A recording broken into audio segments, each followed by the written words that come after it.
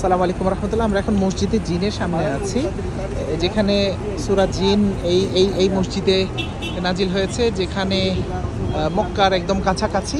আপনি clock tower দেখতে পাচ্ছেন সামনে, অনেক অনেক হাজি সাহেবরা এখানে আছেন।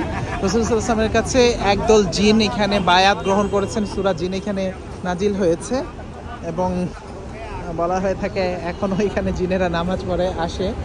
তো এটা আমাদের হোটেল থেকে খুব কাছে, এবং এটার পিছনে অনেক অনেক হোটেল আছে, ডানে বামে। ক্লক টাওয়ার তো সব জায়গা থেকেই দেখা যায়, এবং এই হোটেলগুলা বড় বড় হোটেলগুলা রমজানের জায়গায় পাওয়া যায় না, হজেও জায়গা পাওয়া যায় না। আর এই হোটেলগুলো একটা অসুবিধা হচ্ছে, পাহাড়ের মতো উপরে উঠতে হয়। এটা সমতল, নিচে উপরে হচ্ছে পাহাড়। আর এরকম জিন মসজিদের দেখার জন্য অনেক মানুষ আসে, মাশাআল্লাহ। তো মসজিদে হারামের কাছাকাছি এটা আরেকটা দর্শনীয় স্থান দেখার জন্য। এটা হলো জিন মসজিদের ভিতরের অংশ। মাশাআল্লাহ, মুসল্লিরা নামাজ পড়তেছে।